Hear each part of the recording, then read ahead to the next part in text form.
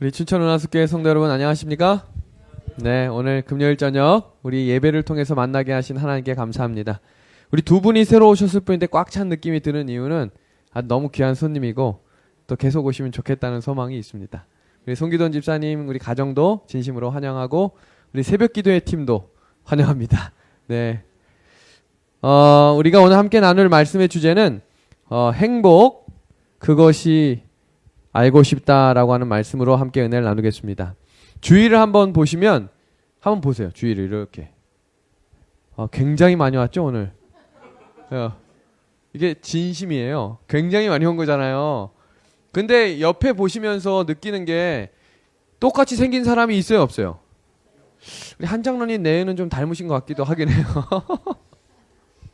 네, 손 집사님의 가정도 우리 부자지간에 좀 닮으신 것 같기도 하지만 똑같이 생긴 사람이 없어요. 눈, 코, 입 닮긴 했지만 사람이 똑같진 않지만 우리가 가진 마음의 생김새도 다 다르다는 거거든요. 근데 그 중에 우리가 시대별 핵심 키워드를 좀 잠깐 살펴보도록 하겠습니다.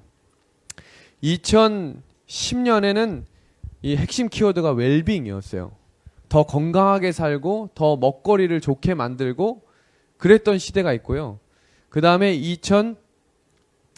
2010년도에는 힐링이라고 하는 포인트를 가지고 사람들이 야외로 나가고 더 우리가 어떻게 하면 힐링할 수 있을까를 해서 이 캠핑이 아주 붐이 일었던 시대가 있습니다.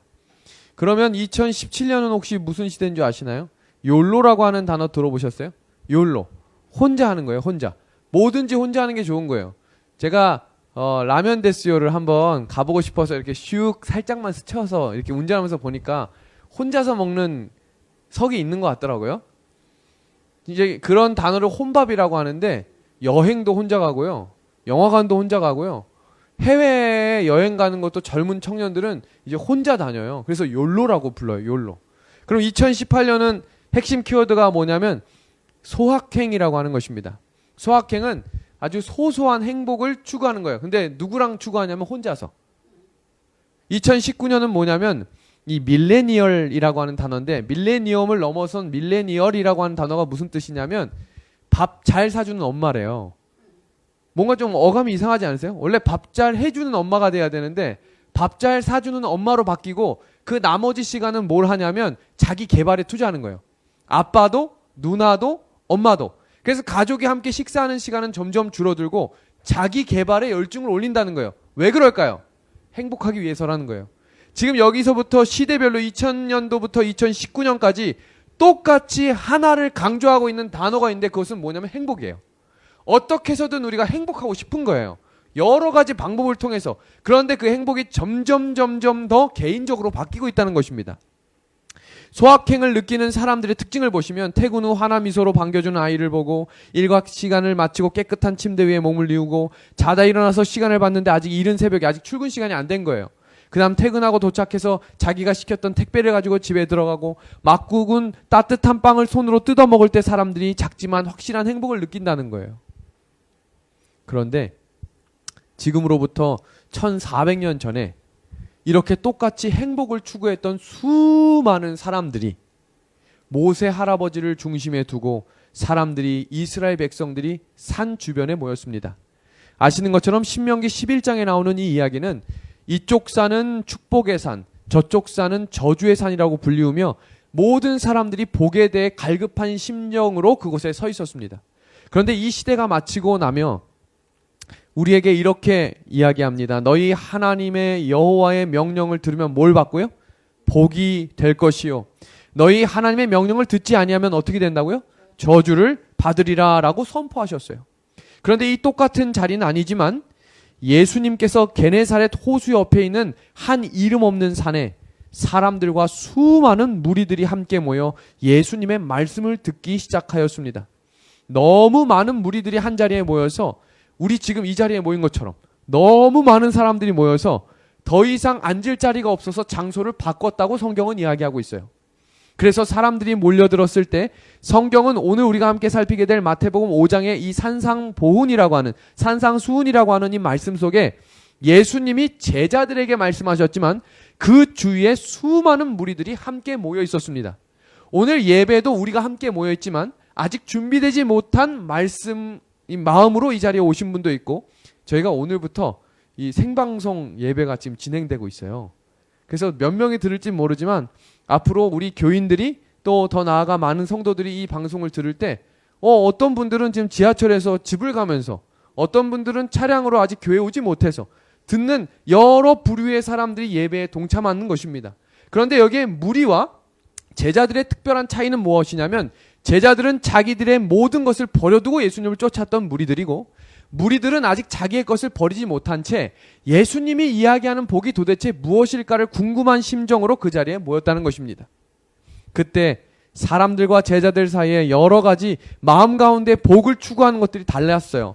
어떤 무리들은 로마인들이 지배하고 부와 영광을 누렸던 것들을 내가 누리게 되기를 원한다라는 소망을 가지고 그 자리에 왔고, 또 어떤 사람들은 가난한 농부였고 어부들이었기 때문에 변변치 못한 음식과 고역의 생애에서 풍족한 저택과 안락한 생애를 꿈꾸는 복을 기대하는 사람도 있었어요. 또 어떤 사람은 낮에는 의복이 되고 밤에는 이불이 되는 남루한 의복 대신에 저 정복자들이 입고 있는 로마인들이 입고 있었던 저 군병들의 옷을 우리도 입고 싶다, 옷에 대한 행복을 생각하는 사람도 더러 있었습니다. 그렇게 모든 사람들이 각각 다른 행복을 꿈꾸고 있던 그 시간, 예수님이 입을 열어 참된 복이 무엇인지를 설명하시는 이야기가 오늘 성경 본문의 이야기입니다. 마태복음 5장 1절에서 2절에 있는 말씀, 우리 성경을 찾아서 우리 같이 한번 읽어볼까요? 마태복음 5장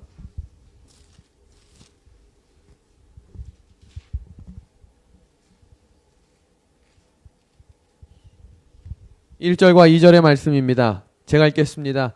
예수께서 무리를 보시고 산에 올라가 앉으시니 제자들이 나아온지라. 입을 열어 가르쳐 이르시되, 뭐라고 가르치는지 한번 볼까요? 심령이 가난한 자는 복이 있나니 천국이 저들의 것이미요. 오늘 저는 이 팔복 전체를 다루고 싶은 마음은 없어요. 그런데 이 팔복의 핵심이 무엇이냐면 복입니다. 행복이라는 거예요. 도대체 이 세상을 살아가는 사람들이 생각하는, 추구하는 행복과 성경의 예수님이 가르쳐 주시는 행복의 결정적인, 핵심적인 차이가 무엇인지를 예수님이 입을 열어 선포하시는 이야기가 오늘 본문의 이야기입니다. 우리 설교 시간에 여러 번 드렸을 법한 이 팔복의 이야기를 오늘 잠시 분석해 보도록 하겠습니다. 보시면 복이 몇 가지가 나와요? 총 8가지가 나옵니다. 그런데 잘 보시면 이 복이 첫 번째하고 8번째는 뭐가 되냐면 중복되는 거예요. 그러니 알고 보니까 이게 몇 개의 복인 거예요? 7개의 복인 것입니다. 자, 보시면 첫 번째 복은 천국이 그들의 것이다.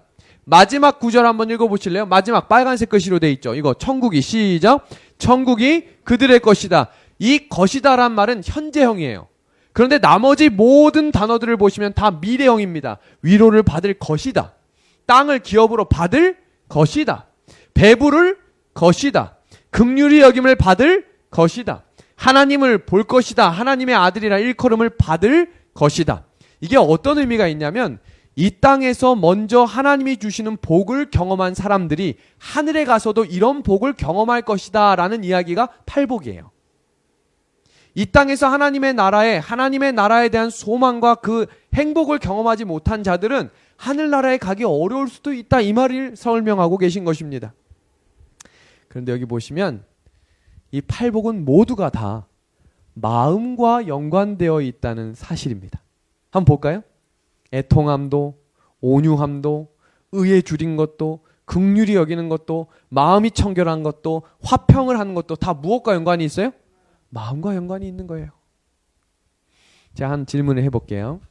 건강해서 행복할까요? 행복해서 건강할까요? 이게 은근히 생각해보면 이게 그 말 같고 그게 이 말 같은데, 다시 한 번만 자세히 생각해보면 결정적인 차이가 있어요. 사람이 건강해서 행복할까? 아니면 행복하니 건강할까? 이걸요, 뉴욕 타임즈에서 19년 전에 수녀들 1,800명을 대상으로 실험조사 결과를 냈어요. 도대체 사람이 건강해서 행복한 건지 한 집단을 표준화해서 그 사람들이 이제 종신서약을 22살에 한대요. 수녀들이.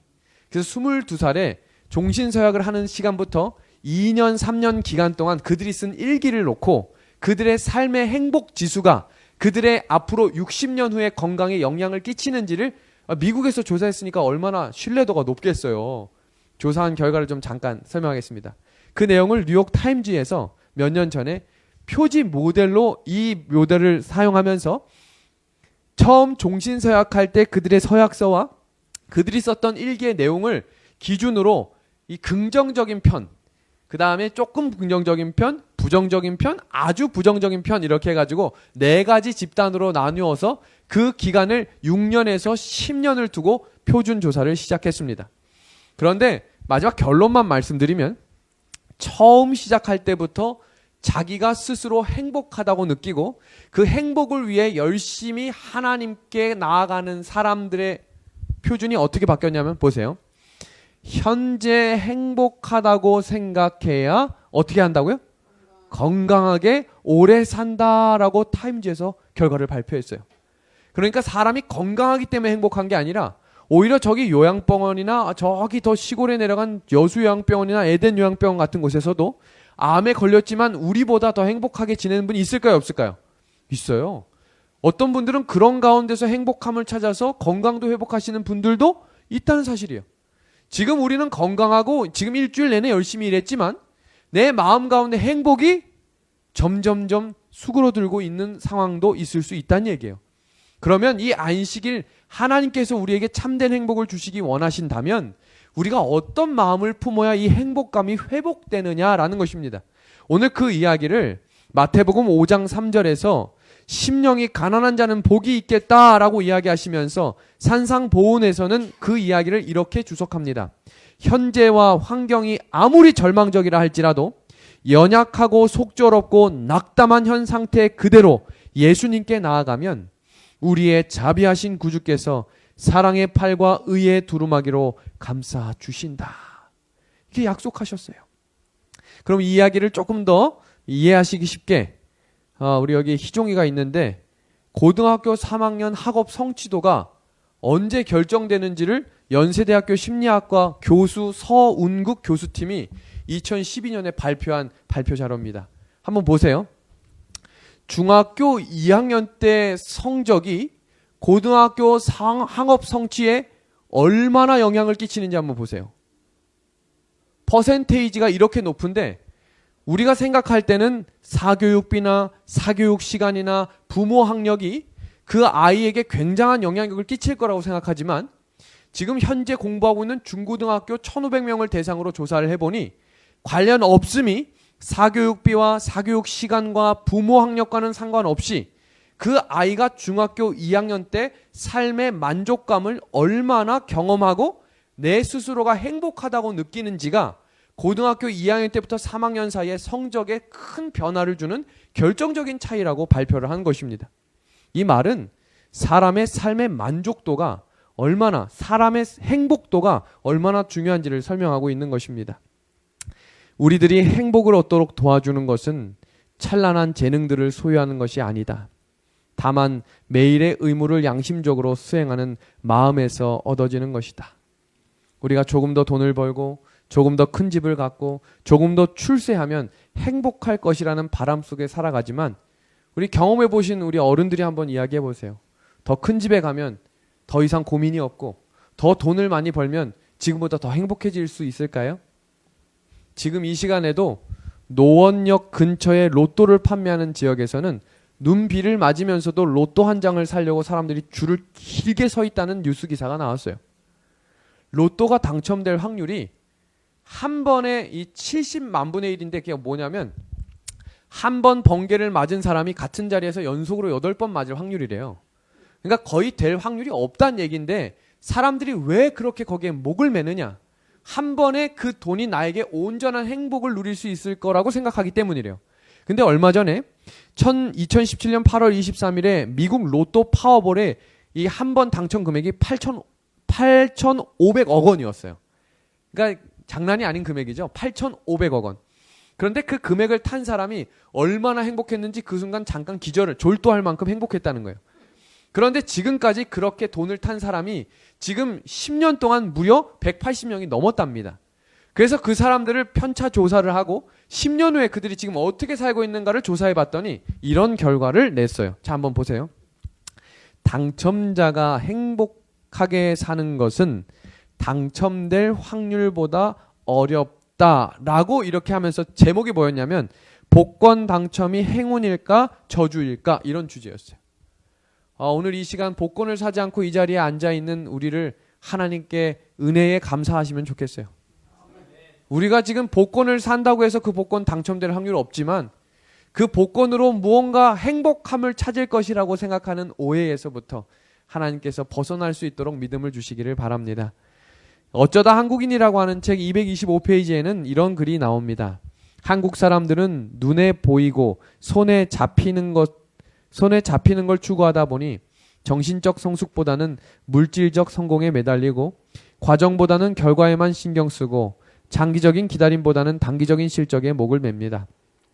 한국인의 행복지수가 낮은 이유도 여기에 있습니다. 눈에 명확히 보이는 기준으로는 성공할 수 있는 사람이 적을 수밖에 없기 때문입니다. 눈에 보이는 것에 너무 집착하다 보면 참된 행복으로부터 멀어질 수 있다는 것입니다.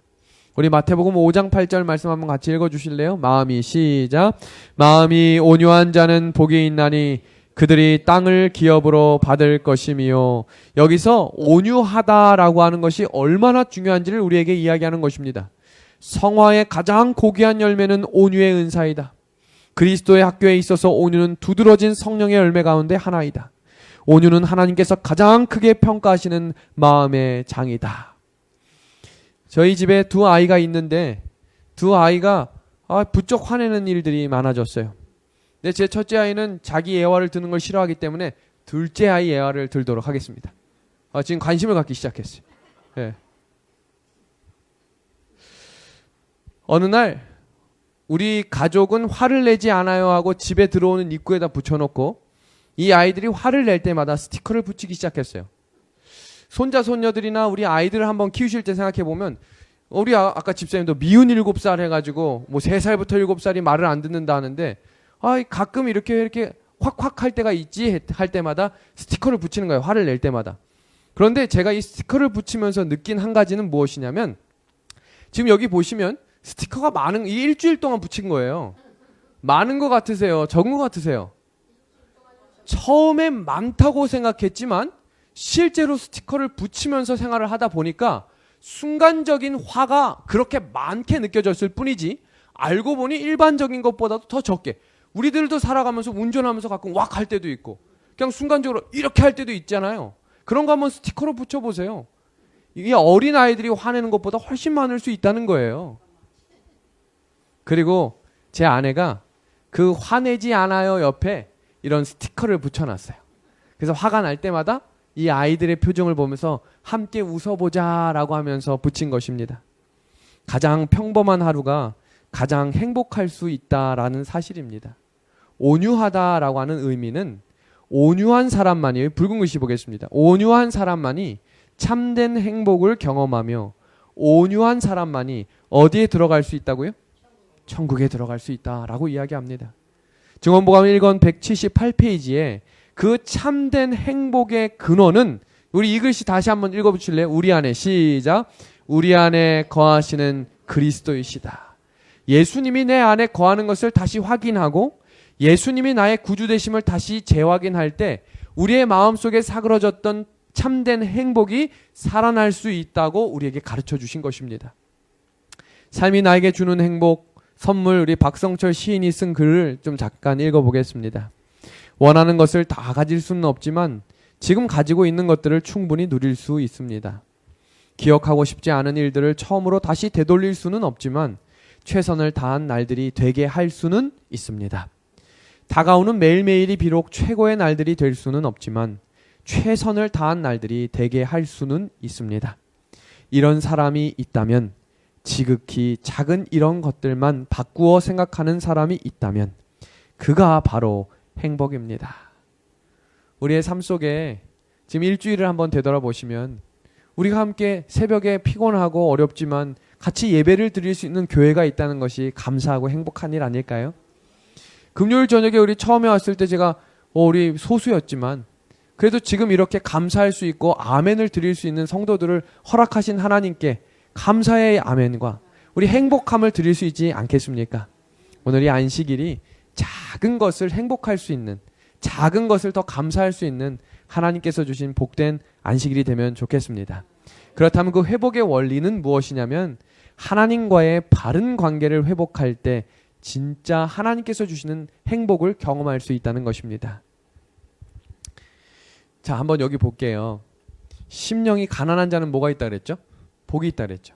온유한 자는 복이 있고 애통한 자는 복이 있다 그랬어요. 행복의 복자가 어떤 의미인지를 잠깐 살펴볼게요. 복이 있다라는 말은 우리가 행복이라고 하면 영어 단어로 제일 많이 쓰는 단어가 해피인데 성경에 이야기하는 행복은 해피가 아니라 블레싱이라는 거예요. 행복, 블레싱. 이 블레싱이라고 하는 이 축복의 어원이 뭐로부터 시작됐냐면 bleed라고 하는 피에서부터 나온 거예요. 그러니 성경에서 이야기하는 행복, 참된 팔복, 참된 복은 예수 그리스도의 피로 말미암아 회복되는 축복이라는 것입니다.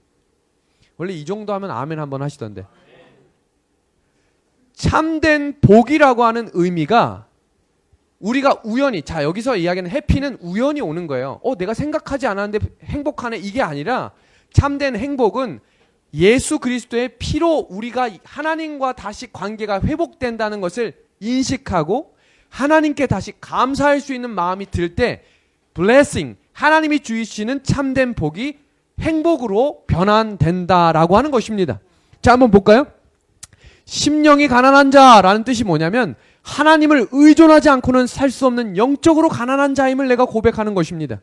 애통한 자는 무엇이냐면 하나님의 안목으로 내면을 살피고 죄를 회개한다라는 뜻이고, 온유한 자는 하나님의 다스림을 받습니다. 난 하나님의 사람입니다 라고 고백하는 것이고, 의에 줄이고 목마르다는 것은 하나님의 가치를 기뻐하며 만족하는 사람입니다. 여기서 이야기하는 참된 행복의 특징이 뭐냐면 다 하나님과 연결된 거예요.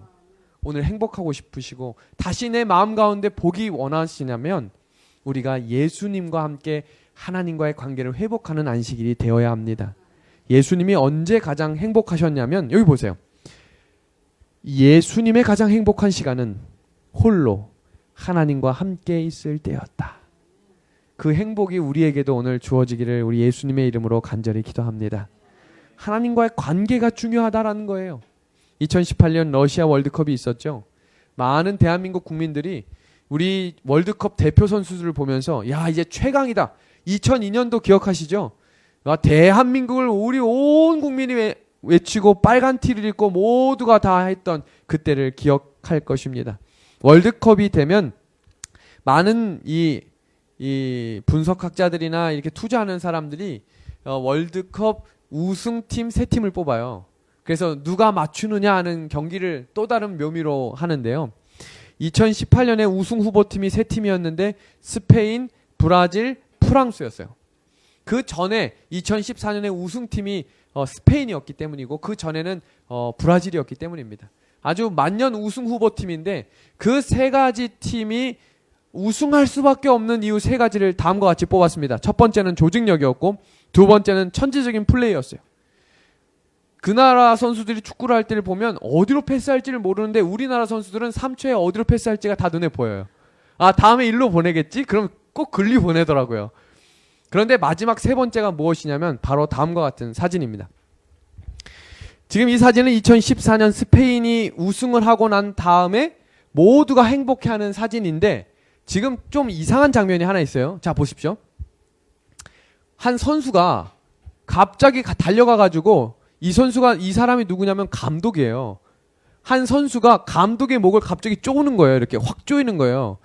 만약에 교장선생님이 계신데 갑자기 너무 기분이 좋다고 신입생 선생님이 와가지고 교장선생님 목을 조르면 어떠실 것 같으세요? 교감선생님이 뒤로 넘어지지 않겠어요? 이 사람이 지금 뭐 하는 거야 싶지 않겠어요? 이것이 우승할 수 있는 팀의 관계도라는 거예요. 실력이 낮고 우승을 문턱에도 가지 못하는 많은 나라들은 조직이 강하대요. 조직 체계가. 그래서 처음 온 이 학생들이나 처음 온 선수는 감독한테 말도 못 건대요. 주장한테 가가지고 이야기를 하면 그게 주장이 뭐 코치한테 이야기하고 코치가 이야기하면 감독한테 가는 건데, 스페인이나 프랑스나 이런 우승 후보국들의 특징이 뭔가 봤더니 조직 체계가 없어요. 그냥 아주 말단이 감독의 목도 잡을 수도 있고 감독한테 업히기도 하고, 이 관계가 뭐를 의미하는 거냐면 올바른 관계가 정립이 돼야 그 팀이 강해진다는 얘기예요. 독일이 노벨상을 생산하는 대학으로 선정된 곳이 바로 여긴데, 이 대학이 어디냐면 베를린 공대입니다. 이 베를린 공대의 건물 사진을 보시면 뭔가 특별한 게 있어요. 한번 이야기해 주실래요? 이 건물 사진이 뭐 특별하지 않아요? 일반 건물과 다른 한 가지가 있잖아요. 미끄럼틀. 희종이 고마워요. 3층에서 1층까지 내려올 때 계단은 하나밖에 없기 때문에 대부분의 학생과 교장 선생님과 대부분의 교수와 많은 사람들이 다 뭘 타고 내려오냐면 이걸 타고 내려온다는 거예요. 그래서 노벨상을 평가하는 사람들이 베를린 공대가 노벨상을 수상하게 된 이유가 이렇게 편안한 것 때문인가? 라고 물었더니 아니라고 그랬어요. 교수들이 아니라고 그랬어요. 그리고 공대에 한 켠에 이런 글씨가 써져 있답니다. 행복은 부나 성공, 명예 혹은 열심히 노력하는 데 있지 않다. 좋은 관계가 사람을 건강하고 행복하게 만든다. 좋은 관계가 사람을 건강하고 행복하게 만든다. 우리가 더 건강해지기 위해서는 사람의 관계보다도 하나님과의 관계가 더 바르고 올바로 정립될 수 있도록 이 안식에 그런 관계를 맺을 수 있는 기도의 시간이 되면 좋겠습니다. 모세라고 하는 사람은 참 상처와 공허함을 누구보다 많이 경험했던 사람입니다. 그런데 성경은 모세는 참으로 행복했던 사람이라고 기록합니다. 자, 한번 볼까요? 모세처럼 태어나자마자 죽이라 라고 했던 본능적인 상처를 경험했던 사람도 없을 거예요. 그리고 왕국에 들어가서 입양되었다라는 말은 소외받았다라는 말과 같은 말이에요. 왕궁으로 갔다고 해서 행복한 게 아니에요. 부모가 없이 그냥 누구에게 입양될 만큼 소외받고 외로운 시간이 있을까요? 그런 시간을 다 경험하고요. 이제 임금의 자리까지 다 올라갔을 거라고 생각했던 40년이 찼던 어느 날 이스라엘 백성들을 위해서 애굽 백성이 죽었는데 그들이 뭐라고 손가락질했냐면 너가 우리를 다스리는 자냐라고 무시받았어요. 참 외롭고 힘든 시간이었죠. 그리고 모세가 처가살이를 했잖아요. 얼마나 또 눈치 보이고 광야에서 외롭게 시간을 보냈을까요? 이런 경우 때문에 모세는 참 상처를 많이 가지고 살았을 수 있다라고 생각할 수 있지만 모세가 시내산에 올라가서 어느 날 하나님께 십계명을 받고 언약을 맺고 내려옵니다. 그리고 있었던 사건 기억하시죠? 금송아지를 숭배하고 있는 이스라엘 백성을 보고 십계명을 어떻게 했죠? 집어 던집니다. 출애굽기 32장 19절을 보시면 전에 가까이 이르러 그 송아지와 그 춤추는 것들을 보고 크게 노하여 손에서 그 판들을 산 아래로 던져 깨뜨리니라. 저는 모세에게도 분노 조절 장애가 있는 것으로 생각했어요. 한번 생각해 보세요. 하나님이 직접 쓰신 것을 집어 던졌다. 이것만큼 용서받을 수 없는 죄가 또 어디 있겠어요? 라고 생각할 수 있지만 하나님께서 가나안에 들어가지 못하는 이유를 이야기하실 때는 반석을 2번 쳤기 때문이라고 이야기했지, 시내산에서 내가 직접 쓴 거 집어 던졌기 때문에 못 들어간다고 이야기하지 않으셨어요. 그 이유를 살펴보시면 다음과 같습니다. 백성이 그분과 더불어 맺은 언약을 깨뜨렸기 때문에 두려움과 분노에서 사로잡힌 그는 두 돌판을 땅에 내어 던져 산 아래에서 깨뜨려 버렸다. 하나님께서는 그를 꾸짖지 않으셨다. 그 이유가 뭐냐면 이미 백성들과 하나님과의 관계가 깨어졌기 때문에 더 이상 언약이 필요 없어진 게 된 거예요. 그래서 하나님께서 모세에게 던지라고 명하셨어요. 성경에는 그 이야기가 나오지 않지만 부조와 선지자에는 그 내용을 이렇게 이야기합니다. 그들 스스로는 결코 율법을 지킬 수 없고 언약의 중보자인 예수님이 필요한다는 것을 깨닫기 위해 교육적인 목적으로 십계명을 뭐 했다고요? 깨뜨리게 하셨던 거예요. 그러나 반석을 2번 친 것은 모세의 교만한 마음 때문에 모세가 하나님과 관계가 끊어진 것을 하나님께서 그에게 교훈 삼아 주시기 위하여 가나안 약속의 땅에 들어가지 못하게 하셨다고 기록이 되어 있습니다. 내가 오늘 내 행복을 위하여 내게 명하는 여호와의 명령과 규례를 지킬 것이 아니냐. 그리고 이어지는 출애굽기 3장에 광야에서 40년을 지내고 그 외롭고 공허하고 힘들고 행복이란 단어보다 어렵고 두렵고 외롭다는 단어가 더 어울릴 만한 광야에서 드디어 하나님께서 모세를 부르시는데 이렇게 이야기하십니다. 하나님이 떨기나무 가운데서 그를 불러 이르시되 모세야 모세야 하시매 그가 이르되 내가 여기 있나이다. 부조와 선지자를 보시면 하나님께서 그의 이름을 불러주실 때 깨어졌던 관계가 온전히 회복됨으로 그의 마음 가운데 복이 회복되었다라고 되어 있어요. 오늘 모세를 부르셨던 그 음성이 이곳에서 방송과 설교를 듣고 있는 우리 모든 성도들의 마음속에 나의 이름을 불러주시는 성령의 음성으로 들려지게 되기를 간절히 소망합니다. 하나님과의 바른 관계를 가졌던 아브라함을 잠깐 살피겠습니다. 아브라함 또한 하나님이 언약을 맺으면서 약속을 하셨어요. 내가 너로 바다의 모래알처럼 하늘의 별처럼 수많은 민족을 이루게 하겠다라고 이야기하셨던 어느 날 창세기 18장에 하나님께서 아브라함을 찾아오시는 이야기가 시작됩니다. 그 장면은 소돔과 고모라에 대한 멸망에 대한 이야기인데 그때 아브라함의 중보기도 기억하시나요? 이 땅이 망해야 된다라고 이야기할 때 하나님 50명이요. 하나님 45명이요. 하나님 40명이요. 30명이요. 20명이요. 10명이요. 라고 하는 이야기가 나옵니다. 그때 하나님과 바른 관계를 맺고 있던 의인 아브라함에게 이렇게 말씀하세요. 자, 보겠습니다. 내가 그로 그 자식과 건속에게 명하여 여호와의 도를 지켜 공의와 정의를 행하게 하려고 그를 택하였나니 이는 나 여호와가 아브라함에게 대하여 말한 일을 이루려 함이니라. 하나님의 바른 관계를 맺기에 실패하고 있는 불의한 소돔과 고모라를 멸하시려고 하는 계획을 하고 있으셨어요. 자, 근데 여기요 중요한 장면이 나와요. 창세기 18장 22절 한번 같이 읽어봐 주실래요? 그 사람들이 시작.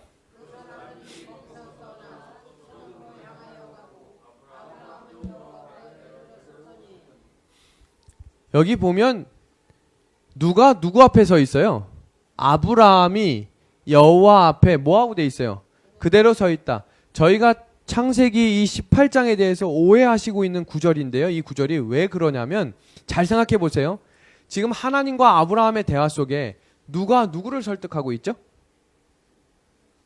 아브라함이 하나님께 50명이요, 45명이요, 40명이요, 30명이요, 20명이요, 10명이요 이렇게 설득하는 것으로 우리는 있는 성경 그대로 읽었어요. 근데 제가 어느 날 성경을 읽고 묵상을 하다가 주석을 살폈는데 그 내용이 전혀 다르다는 사실을 하나 알게 된 거예요. 자, 여기 보세요. 여기에 but Abraham이라고 하는 이 단어가 어떤 의미냐면 이게 주어거든요. NIV에. 그런데 이 단어를 쓰기 전에 원래 있었던 원어 성경을 보시면 but the Lord라고 되어 있어요. 이게 어떤 의미냐면 주어가 다른 거예요. 아브라함이 하나님 앞에 서 있었던 게 아니라 하나님이 아브라함 앞에 서 있었던 거예요. 그 말은 무슨 말이냐면 하나님이 멸망시키기 위해서 소돔과 고모라 멸망할 거야. 아브라함아 우리 그렇게 하자라고 하신 게 아니라 나 이 땅이 멸망되지 않았으면 좋겠어. 그러니 너가 좀 기도 좀 해줘. 하나님의 마음이 뭔지 아시겠어요? 아브라함이 그 땅이 멸망하지 않기를 바라는 마음이 하나님의 마음이었다는 거예요. 자, 여기 볼까요? 주석이 이렇게 나와요. 여호와께서 아브라함 앞에 여전히 서 있었더니 라는 말이 주는 가장 중요한 의미는 여호와 하나님께서 아브라함의 기도를 기다리셨다는 의미입니다.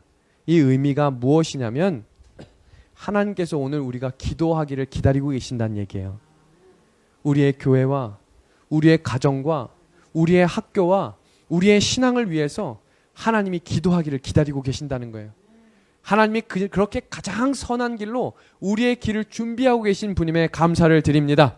오늘 말씀을 마무리하면서 성경 곳곳마다 그들이 회복되고 행복이 회복됐던 이유 중에 하나는 다 하나님과 바른 관계를 회복했기 때문이에요. 사마리아 여인이 우물가에 나와서 아주 목말랐었어요. 그런데 예수님을 만나고 나니 나는 물이라고 그러셨거든요. 나를 만나는 자는, 나를 먹는 자는 영원히 목마르지 않겠다고 하셨거든요. 그리고 그가 물동이를 버려두고 뛰어갔던 이유가 예수님과 바른 관계를 회복했기 때문이에요. 막달라 마리아가 돌로 쳐 죽임을 당하기 그 바로 전에 예수님께서 나타나셔서 그 손을 만져주셨어요. 그리고 내가 너를 정죄하지 않으니 다시는 죄를 짓지 말라고 이야기하시며 그가 예수님과의 관계가 회복되자 예수님이 돌아가시고 십자가에 달려 부활하시는 그 자리에 가장 먼저 왔던 여인이 막달라 마리아였어요. 삭개오가 돈밖에 몰랐던 사람이었지만 예수님의 말씀을 듣고 예수님이 그 가정에 거하는 것을 경험하고 관계가 회복되자 너와 너의 가정이 구원을 받겠다라고 하는 예수님의 약속을 경험했던 사람이 되었습니다. 우리가 항상 하나님과 바른 관계를 가지고 하나님을 의지하고 살면 마음이 안정되고 지속적인 행복을 가질 수 있습니다. 이것이 종로의 계단 287페이지에 나온 말씀입니다. 우리는 재림을 기다리는 사람들이지요. 아무도 아멘 안 하시네요. 만약 그대가 오늘 하나님과 바른 관계에 놓여 있다면 그리스도께서 오늘 오신다 할지라도 그대는 준비되어 있는 것이다. 이 말은 다른 말로 바꾸면 오늘 내가 행복하기 위해서 하나님과의 관계가 바로 서야 한다라는 말과 같은 말입니다. 오늘 말씀을 줄이며 참된 신앙은 하나님과 바른 관계를 맺고 바른 관계를 유지하는 비결은 세상으로부터 마음을 지킨다라는 것을 기억하시면 좋겠습니다. 오늘 말씀을 마무리하면서 제가 파란 글씨 읽고 우리 성도님들이 붉은 글씨 읽고 오늘 말씀 줄이겠습니다. 길이 험하며 오르막길이 비탈져 있고 함정이 있어도